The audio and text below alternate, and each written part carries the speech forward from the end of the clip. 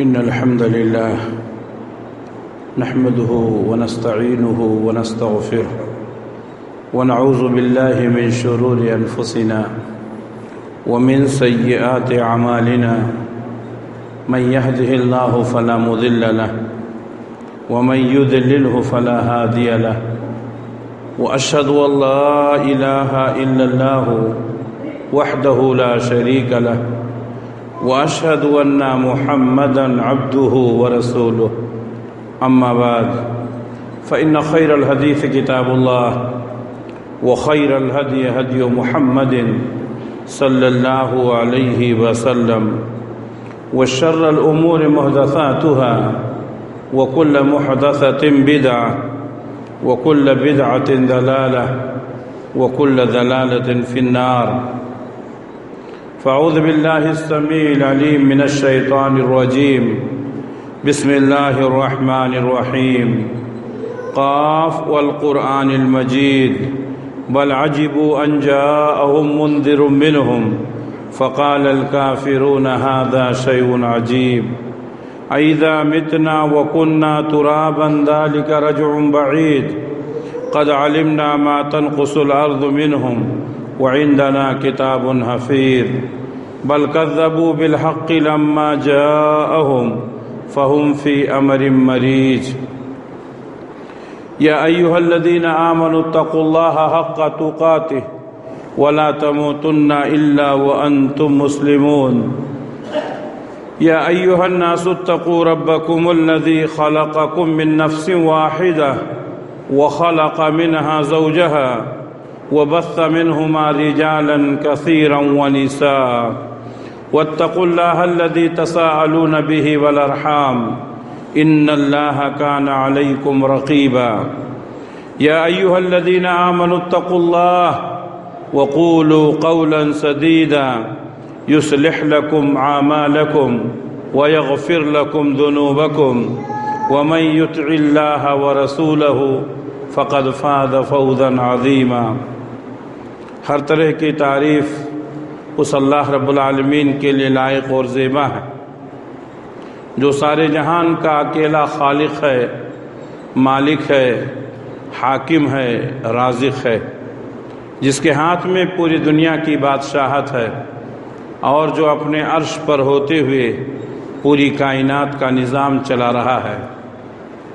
بعدہ اس کے تمام نبیوں اور رسولوں پر درود و سلام نازل ہوں، خصوصاً آخری نبی حضرت محمد مصطفیٰ صلی اللہ علیہ وسلم پر، جو آخری نبی، آخری رسول، آخری پیغمبر بنا کر اس دنیا کے لیے بھیجے گئے، جن کے بعد اب قیامت تک کوئی نبی آنے والا نہیں ہے۔ محترم حاضرین، ہم جن ایام سے گزر رہے ہیں یہ ایام بہت افضل ہیں، اور اس تعلق سے پچھلے جمعہ کے خطبات میں بہت ساری باتیں ہو چکی ہیں۔ عید الاضحیٰ قریب آ رہا ہے، بہتر اور مناسب ہے کہ اس کے تعلق سے کچھ باتیں گوش گزار کر دی جائیں تاکہ آنے والے وقتوں میں ہمارے لیے آسانیاں پیدا ہوں۔ اللہ تبارک و تعالیٰ نے قرآن مجید میں ایک سورت اتاری ہے جس کو ہم سورہ کوثر کہتے ہیں۔ انا اعطیناک الکوثر فصل لربک وانحر ان شانئک ھو الابتر۔ قرآن مجید کی سب سے چھوٹی سورت ہے، 3 آیتوں پر مشتمل ہے، لیکن بڑی اہم باتیں اللہ تعالیٰ نے اس میں بیان کی ہیں۔ پہلی آیت میں اللہ تعالیٰ نے فرمایا انا اعطیناک الکوثر، بے شک ہم نے آپ کو کوثر عطا کیا ہے، یعنی نبی صلی اللہ علیہ وسلم کو اللہ نے کوثر عطا کیا ہے۔ کوثر کیا ہے؟ کوثر ایک حوض کا نام ہے۔ اللہ کے نبی صلی اللہ علیہ وسلم فرماتے ہیں کہ قیامت کے دن جب لوگ محشر کے میدان میں ہوں گے اور جس کی مقدار قرآن مجید کی آیت کی روشنی میں 50,000 سنہ، 50,000 سال کا ایک دن ہوگا، 50,000 سال کا، اور ایک آیت میں ہے 1000 سنہ، 1000 سال کا۔ بہرحال وہ دن بہت کٹھن ہوگا، بہت مشکل ہوگا۔ اس وقت دو چیزوں کی ضرورت ہوگی انسان کو۔ اللہ کے نبی صلی اللہ علیہ وسلم نے فرمایا کہ سورج بالکل قریب ہو جائے گا، سوا نیزے پر ہو جائے گا، تو آدمی کو سایہ کی ضرورت ہوگی۔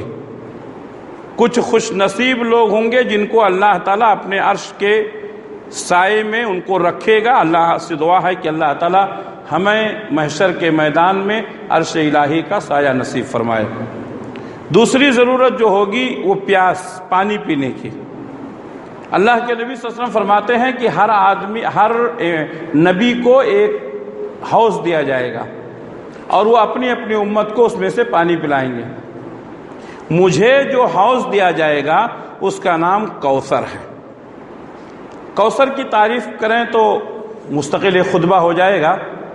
کوثر کا پانی پینے کے بعد اللہ کے نبی صلی اللہ علیہ وسلم فرماتے ہیں کہ جو شخص حوض کوثر سے ایک گھونٹ پانی پی لے گا تو جب تک وہ جنت میں نہیں چلا جائے گا اس کو پیاس نہیں لگے گی۔ اللہ سے دعا ہے کہ اللہ تبارک و تعالی ہم سب کو کوثر کا جام نصیب فرمائے۔ کچھ خوش نصیب ہوں گے جن کو کوثر کا جام ملے گا، لیکن کچھ بد نصیب ہوں گے جن کو کوثر سے بھگا دیا جائے گا۔ اللہ کے نبی صلی اللہ علیہ وسلم فرماتے ہیں کہ کچھ لوگ ہمارے پاس آئیں گے کوثر پر پانی پینے کے لیے، لیکن فرشتے ان کو ڈھکیل کر پیچھے کر دیں گے، تو میں ان سے کہوں گا آنے دو، یہ میرے امتی ہیں۔ تو اللہ کے نبی صلی اللہ علیہ وسلم سے فرشتے کہیں گے کہ اے اللہ کے رسول، آپ کو معلوم نہیں ہے کہ انہوں نے آپ کے آنے کے بعد آپ کے دین کو بدل ڈالا تھا، بدعات و خرافات میں مبتلا ہو گئے تھے۔ اللہ کے نبی صلی اللہ علیہ وسلم فرماتے ہیں، کہیں گے سحقاً سحقاً لمن غیر آبادی، ایسے لوگوں کو بھگا دو جنہوں نے ہمارے دین کو بدل دیا تھا۔ تو بدعتی دین میں نئے کام ایجاد کرنے والے حوض کوثر سے محروم رہیں گے۔ ہم اللہ سے دعا کرتے ہیں کہ اللہ تعالی ہم سب کو بدعات و خرافات سے محفوظ رکھے۔ تو پہلی آیت میں اللہ تعالیٰ نے کیا کہا؟ اِنَّا أَعْطَيْنَاكَ الْكَوْثَرَ، بے شک ہم نے آپ کو کوثر عطا کیا ہے۔ یہ کوثر کی مختصر تعریف۔ فَصَلِّ لِرَبِّكَ وَانْحَرْ، تو آپ اپنے رب کے لیے نماز پڑھیے اور قربانی کیجیے۔ دوسری آیت میں اللہ تعالیٰ نے دو باتوں کا حکم دیا ہے، نماز پڑھنے کا اور قربانی کرنے کا۔ اللہ کے نبی صلی اللہ علیہ وسلم نے نماز کی کتنی تاکید فرمائی ہے، اللہ تبارک و تعالیٰ نے قرآن مجید میں نماز کی کتنی تاکید فرمائی ہے، ہم اچھی طرح سے جانتے ہیں۔ بلکہ صاف لفظوں میں یہ سن لیجئے کہ جو شخص مستقل نماز نہیں پڑھتا ہے، نماز پڑھتا ہی نہیں ہے، وہ مومن نہیں ہے، اور جو کبھی کبھی پڑھتا ہے اور چھوڑ دیتا ہے تو وہ فاسق اور فاجر ہے۔ اس لیے 5 وقتہ نماز فرض ہے، ہر ایک کو پڑھنی ہی ہے۔ کبھی چھوٹ گئی اللہ معاف کرنے والا، لیکن مستقل نمازوں کو چھوڑنا، سستی اور کاہلی کرنا، یہ فسق و فجور کی علامت ہے۔ وَانْحَرْ، اور قربانی کیجئے۔ نبی کریم صلی اللہ علیہ وسلم کو قربانی کرنے کا حکم دیا۔ آپ صلی اللہ علیہ وسلم کے بارے میں آتا ہے کہ آپ جب مکہ سے مدینہ ہجرت کر کے تشریف لائے تو 10 سال تک آپ نے مدینے میں قیام کیا، اور 10 سال کبھی بھی ایسا نہیں ہوا کہ کسی سال آپ نے قربانی نہ کی ہو۔ 10 سال میں کبھی بھی نبی صلی اللہ علیہ وسلم نے ایسا سال نہیں گزارا کہ قربانی نہ کی، بلکہ آپ صلی اللہ علیہ وسلم نے یہاں تک فرمایا کہ جو شخص قربانی کی استطاعت اور طاقت رکھتا ہے پھر بھی وہ قربانی نہیں کرتا ہے تو وہ ہماری عیدگاہ میں نہ آئے۔ آپ سمجھ سکتے ہیں کہ اس سے قربانی کی کتنی اہمیت اور فضیلت ثابت ہوتی ہے۔ تو دوسری آیت میں اللہ تعالیٰ نے نماز پڑھنے کا اور قربانی کرنے کا حکم دیا۔ اس میں بھی بڑی حکمت ہے۔ اللہ نے فرمایا فَصَلِّ لِرَبِّكَ وَانْحَرْ، آپ اپنے رب کے لیے نماز پڑھیے اور قربانی کیجیے۔ پہلے کس چیز کا ذکر ہے؟ نماز کا، پھر قربانی کا۔ اگر کوئی شخص نماز پڑھتا ہی نہیں ہے تو اس کی قربانی کرنے سے کوئی فائدہ نہیں ہے۔ پہلے نمازی بنو۔ کلمہ طیبہ کا اقرار کرنے کے بعد ایک مسلمان پر سب سے پہلی چیز جو فرض ہوتی ہے وہ نماز ہے۔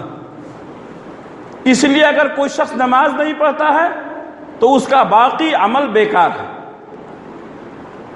اس مفہوم کو ہم اس حدیث کے ذریعے سے بھی سمجھ سکتے ہیں جس میں اللہ کے نبی صلی اللہ علیہ وسلم نے فرمایا اول ما یحاسب العبد بها اول ما يحاسب العبد به يوم القيامه فاذا صلحت صلح سائر عمله واذا فسدت فسد سائر عمله۔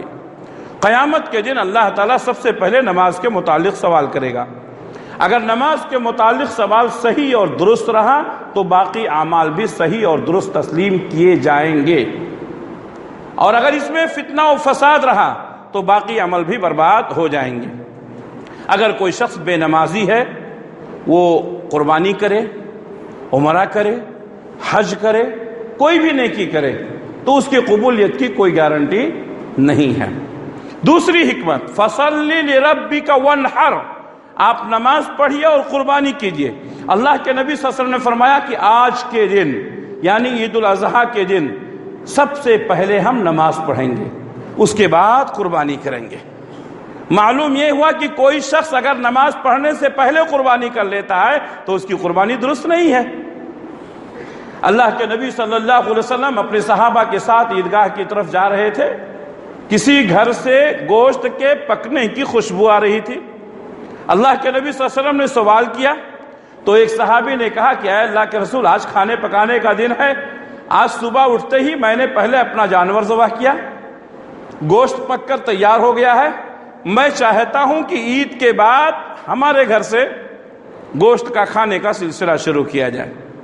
اللہ کے نبی صلی اللہ علیہ وسلم نے فرمایا کہ تمہارا یہ عمل سنت کے خلاف ہے، تم نے جو جانور ذبح کیا ہے وہ گوشت تمہارے لیے حلال اور جائز ہے، لیکن تم نے نماز سے پہلے قربانی کر لی ہے، اس لیے قربانی تمہاری نہیں ہوگی۔ اور آپ صلی اللہ علیہ وسلم نے فرمایا کہ اس کے بدلے میں دوسری قربانی کرو۔ معلوم یہ ہوا کہ اگر نماز سے پہلے قربانی کی جاتی ہے تو وہ قربانی صحیح اور درست نہیں ہے، پہلے نماز پڑھیں گے بعد میں قربانیاں کریں گے۔ تو اس طریقے سے اللہ تبارک و تعالیٰ نے نماز اور قربانی کا حکم دیا ہے دوسری آیت میں۔ تیسری آیت ان شانئک ھو الابتر، بے شک تمہارا دشمن دم بریدہ۔ اللہ کے نبی صلی اللہ علیہ وسلم کی ہسٹری اور آپ کی تاریخ پڑھیے۔ آپ صلی اللہ علیہ وسلم کے پاس بیٹیاں تھیں لیکن کوئی بیٹا نہیں تھا، تو مکہ کے لوگ آپ کو طعنہ دیتے تھے کہ آپ کے انتقال کے بعد آپ کی مشن، آپ کی تحریک ختم ہو جائے گی۔ کیوں؟ اس لیے کہ آپ کی اس مشن کو آگے بڑھانے والا کوئی نہیں ہے۔ آپ کو دم بریدہ کہتے تھے، یعنی دم کٹا ہوا، بے نام و نشان۔ اللہ نے فرمایا ان شانئک ھو الابتر، تمہارے دشمن دم بریدہ ہیں، ان کا نام و نشان مٹنے والا ہے، اور آپ کی جو تحریک ہے، آپ کا جو مشن ہے، یہ تو قیامت تک باقی رہنے والا ہے۔ اللہ کا نظام دیکھیے کہ جنہوں نے اللہ کے نبی صلی اللہ علیہ وسلم کو طعنہ دیا، آج ان کا نام لینے والا کوئی زمین پر باقی نہیں ہے، اور آج ان کے نام کا تذکرہ نہیں کیا جاتا ہے۔ اگر کبھی ان کے نام کا تذکرہ کیا جائے گا تو بغاوت میں، ظلم میں، سرکشی میں، کفر میں، اچھائی سے کوئی ان کا نام لینے والا نہیں ہے۔ جبکہ اللہ کے نبی صلی اللہ علیہ وسلم کا حال یہ ہے کہ اللہ تعالیٰ نے آپ کے نام کو بلند کیا۔ وَرَفَعْنَا لَكَ ذِكْرَكَ، ہم نے آپ کے ذکر کو بلند کر دیا۔ مداح رسول حضرت حسان ابن ثابت رضی اللہ تعالیٰ عنہ کہتے ہیں وَزَمَّ الْإِلَٰهُ اسْمَ النَّبِيَّ مَعَ اسْمِهِ اِذَا قَالَ فِي الْخَمْسِ الْمُوَزِّنُ أَشْهَدُ، اللہ تبارک و تعالیٰ نے اپنے نبی کے نام کو اپنے نام کے ساتھ ملا لیا۔ جب مؤذن اشہد اللہ الہ الا اللہ کہتا ہے فوراً کہتا ہے اشہد ان محمد رسول اللہ۔ تو اس طریقے سے اللہ تعالیٰ نے آپ کے نام کو زندہ رکھا ہے، اور ہمارا یہ عقیدہ ہے کہ جب تک یہ زمین اور آسمان باقی ہیں، جب تک یہ سورج اور چاند باقی ہے، تب تک اللہ کے نام کے ساتھ ساتھ نبی کے نام کا تذکرہ ہوتا رہے گا۔ اس طریقے سے اللہ تبارک و تعالیٰ نے آپ کو رفعت اور بلندی عطا کی۔ وہ دشمن جو آپ کو طعنہ دیتے تھے اس میں کسی کا نام و نشان باقی نہیں رہا۔ تو یہ تین آیتیں جو ہیں جو سورہ کوثر کی ہی، ان اعطینک الکوثر فصل لربک وانحر ان شانئک ھو الابتر، اس کی مختصر ترجمہ اور تشریح میں نے آپ کے سامنے بیان کر دی ہے۔ قربانی کیا ہے؟ قربانی فدائیت کا نام ہے، جانثاری کا نام ہے، اور مسلمانوں کی قربانیوں کا تذکرہ جب ہوتا ہے تو لوگ پریشان ہو جاتے ہیں۔ حالانکہ کوئی قوم، کوئی جماعت، کوئی تنظیم، کوئی مذہب ایسا نہیں ہے جس میں قربانی نہ ہو۔ ہر مذہب میں قربانی ہے، نام الگ الگ ہیں، کوئی بلیدان کہتا ہے، کوئی قربانی کہتا ہے، لیکن قربانیاں ہیں ہر ایک کے یہاں۔ ہر ایک کے یہاں سال میں کسی نہ کسی طریقے سے قربانی کی جاتی ہے۔ ہماری قربانی کا تاریخ کیا ہے؟ فدائیت، جانثاری۔ اللہ کے نبی صلی اللہ علیہ وسلم نے صحابہ کرام کو جب حکم دیا کہ قربانی کرو تو صحابہ نے پوچھا کہ اللہ کے رسول، یہ قربانی کی ہسٹری کیا ہے، اس کی تاریخ کیا ہے؟ تو آپ صلی اللہ علیہ وسلم نے اس کی تاریخ بتائی، اور وہ تاریخ ہم اور آپ جانتے ہیں۔ 2 جمعہ پہلے حضرت ابراہیم علیہ السلام کی زندگی سے اور آپ کی حیات طیبہ سے ہونے والے اسباق، حاصل ہونے والے اسباق کے اوپر گفتگو ہوئی تھی۔ حضرت ابراہیم علیہ السلام یہ اللہ کے خلیل ہیں۔ اللہ تبارک و تعالیٰ نے آپ کو پوری زندگی آزمائش میں ڈالا، لیکن 2 آزمائش ایسی تھی، 2 امتحان ایسا تھا جو بہت ہی کٹھن تھا۔ ایک خود آپ کی جان کا سوال، اور دوسرے آپ کی جان کا سوال۔ آپ کی جان کا سوال کیا تھا؟ جب بتوں کے توڑنے کا مسئلہ پیش آیا تو قوم نے اعلان کیا حرقوہ وانصروا آلہتکم، تم ابراہیم کو جلا دو اور اپنے معبودوں کی مدد کرو۔ یہی ہے نا؟ آگ جلائی گئی، ابراہیم اسلام کو اس میں ڈالا گیا۔ وہ ابراہیم جنہوں نے اللہ کی رضا کے لیے اتنا بڑا قدم اٹھایا تھا، اللہ تبارک و تعالیٰ نے بے یار و مددگار نہیں چھوڑا، بلکہ ابراہیم کی مدد کے لیے اللہ تعالیٰ نے فرشتوں کو بھیجا۔ یہ حضرت ابراہیم علیہ السلام کی جان کا سوال تھا کہ دہکتے ہوئے آگ میں ڈال دیا جائے، اور وہ آگ کوئی معمولی آگ نہیں تھی۔ آپ تاریخ پڑھیں، آج تک دنیا میں ایسی آگ نہیں جلائی گئی۔ ابراہیم علیہ السلام کو اس میں ڈال دیا گیا، فرشتے مدد کے لیے آئے، لیکن حضرت ابراہیم علیہ السلام نے کہا مجھے آپ کی مدد کی ضرورت نہیں ہے، حسبنا اللہ ونعم الوکیل، ہمارے لیے ہمارا رب کافی ہے اور وہ بہترین کارساز ہے۔ ان کی جان کا سوال، حضرت ابراہیم علیہ السلام اپنی جان دینے کے لیے تیار ہو گئے۔ اللہ تعالیٰ نے فدائیت اور جانثاری کا جب یہ جذبہ دیکھا تو اللہ تعالیٰ نے ان کی جان کی حفاظت فرمائی۔ قلنا یا نار کونی بردا وسلاما علی ابراہیم، ہم نے کہا اے آگ تو ٹھنڈی اور سلامتی والی ہو جا ابراہیم علیہ السلام پر۔ وہ آگ ٹھنڈی اور سلامتی والی ہو گئی۔ پوری دنیا جلانا چاہتی تھی لیکن آپ کو جلا نہیں سکی۔ تو ایک تو یہاں آپ کی جان کا سوال تھا، آپ نے اپنی جان اللہ کے راستے میں قربان کرنے کا مکمل ارادہ کر لیا، اور فدائیت اور جانثاری کی ایسی مثال قائم کی جو قیامت تک یاد کی جائے گی۔ دوسرا، آپ کی جان کا سوال۔ آپ سوچیں، کبھی کبھی ہم حالات کے اس موڑ پر پہنچ جاتے ہیں، ہماری اپنی اولاد جس سے ہم حقیقت میں اپنے دل سے زیادہ چاہتے ہیں، بلکہ ہر انسان اپنی اولاد کو اپنے آپ سے زیادہ چاہتا ہے، اور کبھی ایسا موقع آ جائے تو انسان یہ تیار ہو جاتا ہے کہ اے اللہ بھلے ہی میری جان چلی جائے لیکن میرے بچے کی جان بچ جائے۔ یہ محبت کی وہ مثال ہے جس کو ہر کوئی محسوس کر سکتا ہے۔ اپنی اولاد کی خاطر اپنی جان قربان کر دینا، اپنی اولاد کے لیے اپنے آپ کو قربان کر دینا، لیکن اپنی موجودگی میں اگر اولاد کی قربانی کی ضرورت پڑ جائے کتنا مشکل کام ہو سکتا ہے، آپ سوچ سکتے ہیں۔ تو اللہ تبارک و تعالیٰ نے حضرت ابراہیم علیہ السلام کو ان کی جان کا سوال کر کے پہلے انہیں آزمایا، پھر اولاد کے لیے قربانی کا حکم دے کر کے یہ دوسری آزمائش تھی جو یقیناً دل کو دہلا دینے والی تھی۔ لیکن حضرت ابراہیم علیہ السلام مقام خلیلیت پر یوں ہی فائز نہیں ہوئے۔ اللہ تبارک و تعالیٰ نے فرمایا ہم نے ابراہیم علیہ السلام کو بہت سارے معاملات میں آزمایا اور ہر معاملے میں ہم نے ان کو کامیاب پایا، تب ہم نے ان کو لوگوں کا امام بنایا۔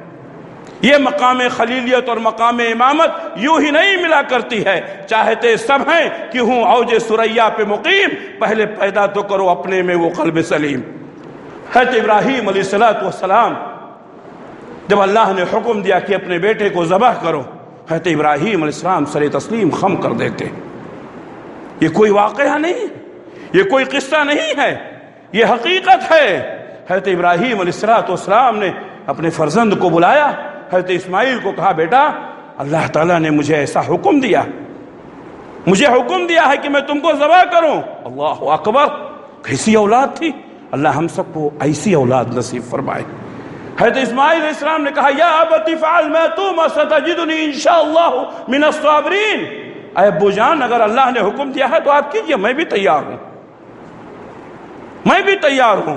پدر بولا کہ بیٹا آج میں نے خواب دیکھا ہے، کتاب زندگی کا ایک نرالا باب دیکھا ہے، یہ دیکھا ہے کہ میں خود آپ تجھ کو ذبح کرتا ہوں، خدا کے نام سے تیرے لہو میں ہاتھ بھرتا ہوں۔ سعادت مند بیٹا جھک گیا فرمان باری پر، زمین و آسماں حیران تھے اس طاعت گزاری پر۔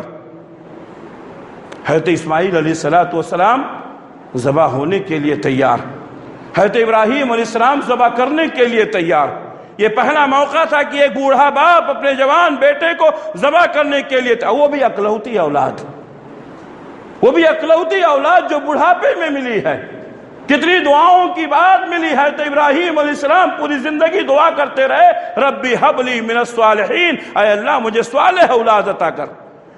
اتنی تمناؤں اور ارمانوں کے بعد جو اولاد ملے گی اس کی محبت کتنی ہو سکتی ہے۔ میرے بھائیو آپ محسوس کیجئے، محسوس کیجئے۔ لیکن جب محبوب کی طرف سے سوال ہو تو فدائیت کے آخری مرحلے تک انسان پہنچ جاتا ہے۔ اللہ تبارک و تعالیٰ نے یہ منظر دیکھا، اللہ نے یہ منظر دیکھا مینا کی اس مقدس وادی میں کہ ایک نوجوان بیٹا لیٹا ہوا ہے، باپ چھری تیز کیے ہوئے ہے، گردن پر رکھ دیا، چلانے ہی والا ہے۔ اللہ تبارک و تعالیٰ نے آسمان سے ندا دی، کہا ابراہیم تم نے اپنا خواب سچ کر دکھایا، مجھے تمہارے بیٹے کی جان کی ضرورت نہیں ہے۔ اللہ تبارک و تعالیٰ نے جنت سے ایک دمبا بھیجا اور وہ دمبا ذبح کیا گیا۔ اللہ تعالیٰ نے آگے فرمایا کہ اس قربانی کو ہم نے آنے والے لوگوں کے لیے قیامت تک باقی رکھا۔ یہ قربانی کا پس منظر ہے۔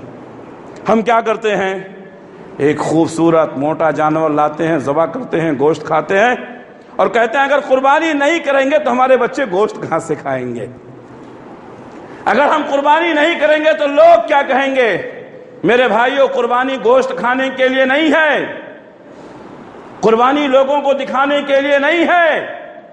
قربانی اس تاریخ کو یاد دلاتی ہے کہ ایک بوڑھے باپ نے اپنے جوان بیٹے کو اللہ کی رضا کے لیے قربان کرنے کا ارادہ کیا تھا، اور جو بھی قربانی کرنا چاہتا ہے اس کے دل و دماغ میں یہ بات ہونی چاہیے کہ اے اللہ تیرے حکم کے سامنے یہ قربانی کی کیا حیثیت ہے، اگر ضرورت پڑے تو میں سب کچھ قربان کرنے کے لیے تیار ہوں۔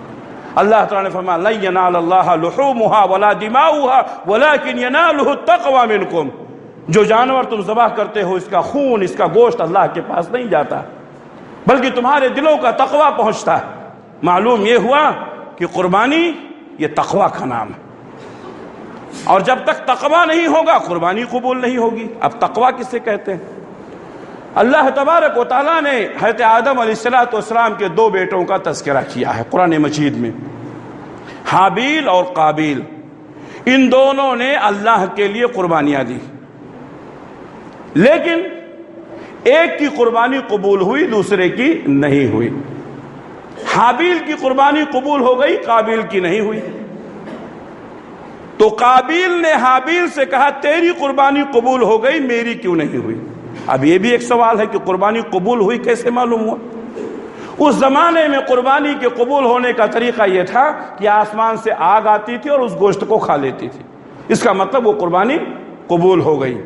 تو حابیل کی قربانی قبول ہو گئی، قابیل کی نہیں ہوئی۔ قابیل نے کہا تیری قبول ہو گئی، میری کیوں نہیں ہوئی؟ کہا بھئی اللہ تعالیٰ متقیوں کی قبول کرتا ہے، یہ اللہ کا معاملہ ہے۔ اگر کسی کی قبول کیا کسی کی نہیں قبول کیا تو یہ اللہ کا معاملہ ہے، اللہ متقیوں کی قربانی کو قبول کرتا ہے۔ ایک انسان جو نیک اور صحیح اور درست ہوتا ہے اس کی کوشش ہمیشہ خیر کی طرف بڑھنے کی ہوتی ہے، لیکن آدمی جب فتنہ اور فساد میں مبتلا ہوتا ہے تو بجائے اس کے وہ اصلاحی پہلو اپنائے، خیر کا پہلو اپنائے، وہ شر کی طرف جاتا ہے۔ قابیل نے کیا کہا؟ میں تجھے قتل کر دوں گا، میں تجھے قتل کر دوں گا۔ حابیل نے کہا بھائی اگر آپ قتل کریں گے تو میں ڈیفنس بھی نہیں کروں گا۔ قابیل نے حابیل کو قتل کر دیا۔ پورا واقعہ ہے، میں اس واقعے میں نہیں جانا چاہتا ہوں، میں اشارہ کرنا چاہتا ہوں کہ حابیل کی قبول ہوئی، قابیل کی کیوں نہیں؟ کیوں؟ تقویٰ۔ اللہ کے نبی صلی اللہ علیہ وسلم شاید کوئی خطبہ دیتے تھے جس میں آپ تقویٰ کا تذکرہ نہ کرتے ہوں۔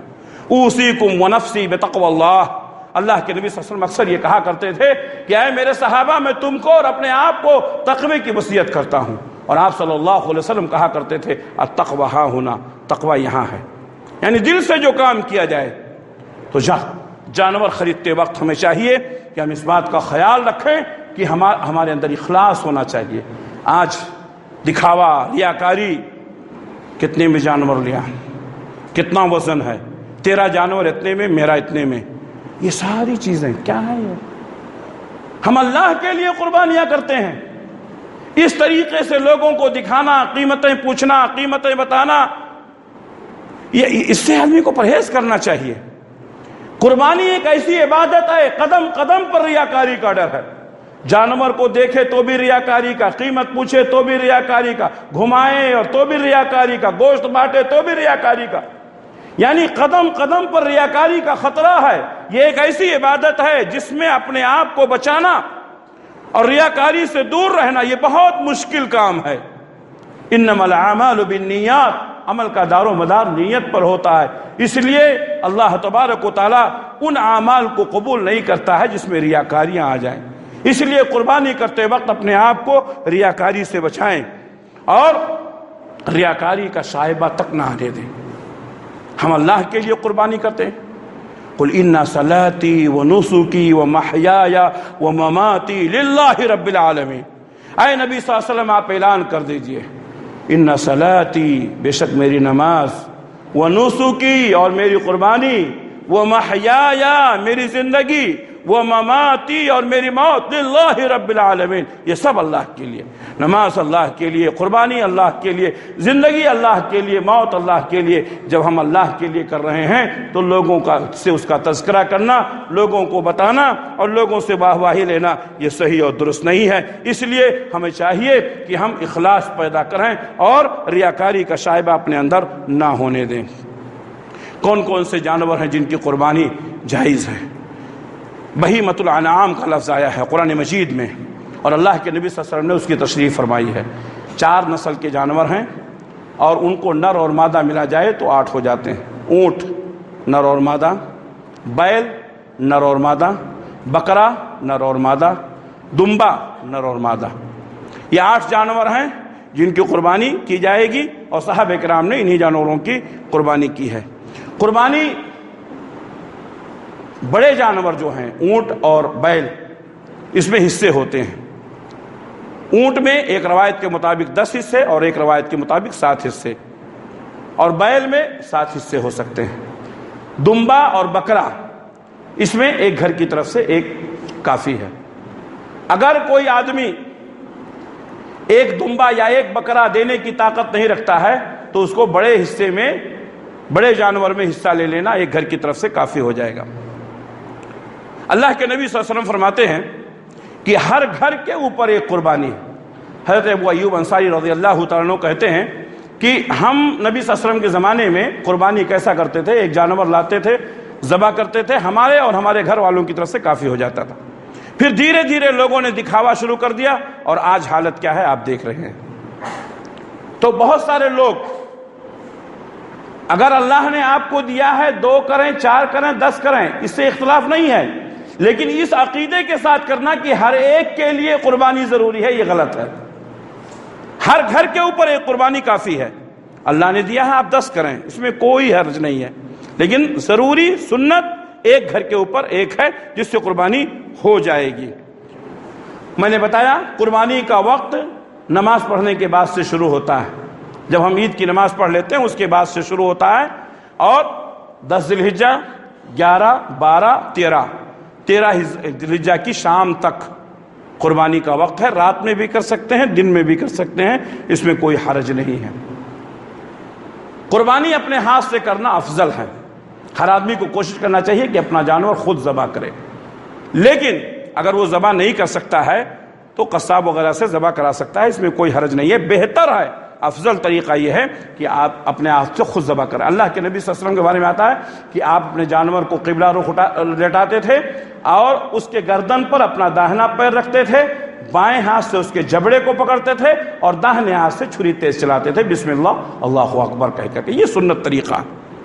تو ہمیں چاہیے کہ ہم اپنی قربانی خود ذبح کریں، کوشش کریں، تو یہ سنت ہے۔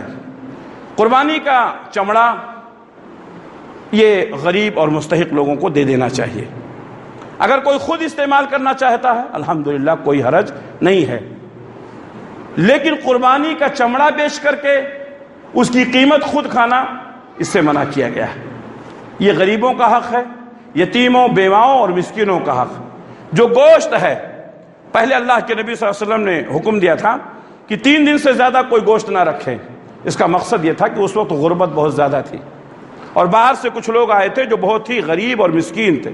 اللہ کے نبی صلی اللہ علیہ وسلم نے حکم دیا کہ گوشت ان کو بانٹ دیا جائے، لیکن جب بعد میں فراخی ہو گئی، کشادگی ہو گئی، تب اللہ کے نبی صلی اللہ علیہ وسلم نے حکم دیا کہ کھاؤ، کھلاؤ اور ذخیرہ بھی کر لو۔ اب جو قربانیاں ہو رہی ہیں الحمدللہ، جن کے گھروں میں قربانی ہے ان کے گھروں میں بھی، اور جن کے نہیں ہیں ان کے گھروں میں بھی وافر مقدار میں گوشت الحمدللہ پہنچ جاتا۔ شاید کوئی ایسا ہو جس کے گھر میں قربانی کا گوشت نہ پہنچتا ہو، تو یا تو یہ وہ لوگوں سے کٹا ہوا ہے اور یا تو لوگوں سے اس کے تعلقات نہیں ہیں، ورنہ اگر ہمارے گھر میں قربانی ہے اور ہمارا دوست کوئی محروم ہے اور ہم جانتے ہیں تو شاید کوئی ایسا ہوگا جو اس کے گھر قربانی کا گوشت نہ بھیجے الحمدللہ۔ لیکن لوگ کٹے ہوئے ہیں، کسی کے بارے میں کچھ معلوم نہیں رہتا ہے، تو ایسے لوگ یقیناً ہو سکتا ہے محروم ہوں۔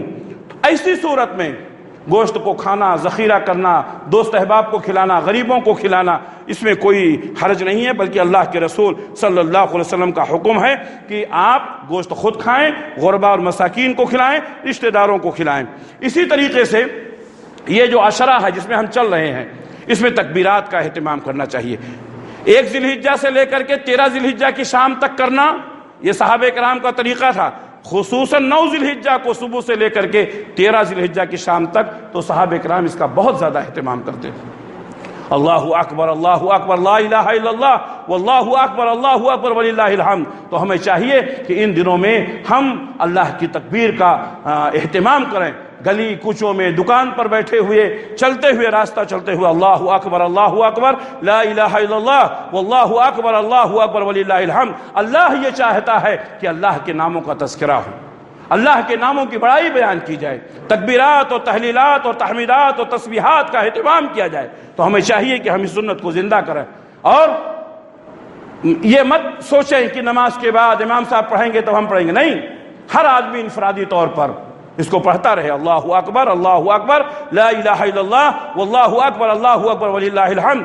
اسی طرح اللہ کے نبی صلی اللہ علیہ وسلم کے بارے میں آتا ہے کہ آپ 1 ذی الحجہ سے لے کر کے 9، بہت سے لوگ جلدی میں 10 روزے کے، 10 نہیں ہے، 10ویں دن تو عید ہے۔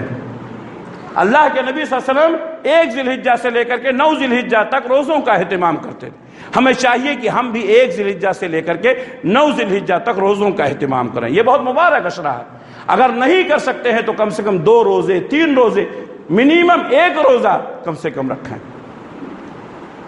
جو عرفہ کا روزہ ہے 9 ذی الحجہ کا، اللہ کے نبی صلی اللہ علیہ وسلم سے سوال کیا گیا کہ اے اللہ کے رسول، عرفہ کے روزے کے متعلق آپ بتائیے کیا ثواب ہے؟ تو آپ نے فرمایا یکفر السنۃ الماضیہ والباقیہ، 2 سال کے گناہ معاف ہو جاتے ہیں۔ تو 9 ذی الحجہ کا روزہ خصوصی طور پر رکھنے کا اہتمام کریں۔ اسی طریقے سے عید الفطر میں جب ہم عید کے لیے نکلتے ہیں تو اللہ کے نبی صلی اللہ علیہ وسلم نے فرمایا کہ کچھ کھجور، میٹھا وغیرہ کھا کر کے آئیں، لیکن عید الاضحیٰ کے لیے آپ کا حکم ہے کہ خالی پیٹ آئیں۔ اللہ کے نبی صلی اللہ علیہ وسلم عید الاضحیٰ کے لیے نکلتے تھے، خالی پیٹ نکلتے تھے، کچھ نہیں کھاتے تھے، پھر عید کی نماز پڑھنے کے بعد اپنے جانور کو ذبح کرتے تھے اور اس کے گوشت سے، اس کی کلیجی سے آپ ابتدا کرتے تھے۔ یہ بہتر طریقہ ہے، لیکن صبح میں عید کو آنے کے لیے ہم خالی پیٹ آئیں اور نماز پڑھنے کے بعد، فارغ ہونے کے بعد اگر کچھ کھانا چاہیں تو سنت طریقہ ہے، کھا سکتے ہیں، لیکن افضل اور بہتر یہ ہے کہ قربانی کے گوشت سے اس کی ابتدا کی جائے۔ پاکی صفائی کا خاص خیال رکھیں۔ بہت سارے لوگ صفائی تو رکھتے ہیں لیکن پاکی نہیں رکھتے ہیں۔ پاکی اور صفائی آپ دیکھیں گے جب بھی شریعت میں پاکی اور صفائی کا تذکرہ ہوتا ہے تو دونوں لفظ استعمال کیا جاتا ہے، پاکی صفائی۔ بہت سارے لوگ آپ کو ملیں گے صفائی بہت ہے لیکن پاکی نہیں ہے۔ پاکی اور صفائی میں فرق ہے۔ پاکی کیا ہے؟ انسان اپنے آپ کو انٹرنل بھی پاک رکھے، استنجا سے پاک ہو، اگر وہ غسل کی ضرورت ہے تو اس سے بھی پاک ہو، یعنی تن من دھن، اس کو پاکی کہتے ہیں۔ اور صفائی تو وہی ہے جو ہم دیکھ رہے ہیں، ہمارا گھر صاف ہے، ہمارے محلے صاف ہیں، ہمارا کپڑا صاف ہے، یہ صفائی ہے۔ پاکی اور صفائی دونوں کا خیال رکھنا چاہیے۔ اللہ کے نبی صلی اللہ علیہ وسلم نے فرمایا الطہور شطر الایمان، پاکی آدھا ایمان ہے۔ معلوم یہ ہوا کہ آدمی کو جسمانی طور پر، روحانی طور پر، ذہنی طور پر، مکمل طور پر پاکی اختیار کرنی چاہیے، اور پاکی اور صفائی یہ دونوں اسلام کے اندر مطلوب ہے۔ اگر آدمی کا دل اور دماغ پاک نہیں ہے، آپ اپنا گھر کتنا بھی پاک کر لے کوئی فائدہ نہیں ہے۔ آپ دوسرے مقامات پر جائیں، صفائی بہت رہتی ہے لیکن پاکی نہیں رہتی ہے۔ پاکی صفائی کا خاص خیال رکھیں۔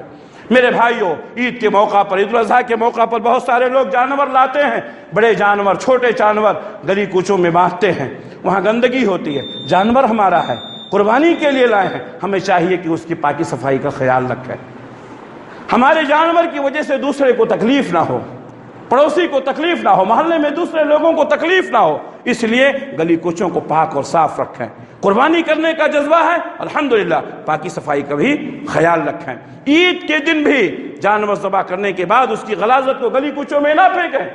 آج معلوم ہے، آج ہمارے چند لوگوں کی حرکتوں کی وجہ سے آج لوگ مسلمانوں سے نفرت کرنے لگے ہیں۔ یہ بات حقیقت ہے، بہت سارے لوگ ہمارے نام سے چڑھتے ہیں، بہت سارے لوگ ہم سے حسد اور جلن رکھتے ہیں، لیکن یہ بات بھی حقیقت ہے کہ چند لوگوں کی نادانیوں کی وجہ سے پوری ملت بدنام ہو رہی ہے۔ میرے بھائیوں، پاکی صفائی کا خاص خیال رکھیں۔ یہ پاکی صفائی صرف انسانی اعتبار سے ضروری نہیں ہے بلکہ یہ شریعت کا حکم ہے، اور شریعت نے اس کو آدھا ایمان قرار دیا ہے۔ ہم اللہ سے دعا کرتے ہیں کہ اللہ رب العالمین ہم تمام لوگوں کو جو باتیں ہم نے سنی ہے اس پر عمل کرنے کی توفیق عنایت فرمائے۔ اللہ جب تک ہم کو دنیا میں رکھے، اسلام پر قائم رکھے، خاتمہ ہو تو ایمان بالخیر پر ہو۔ ربنا تقبل منا انک انت السمیع العلیم وتب علینا انک انت التواب الرحیم برحمتک یا ارحم الراحمین، آمین۔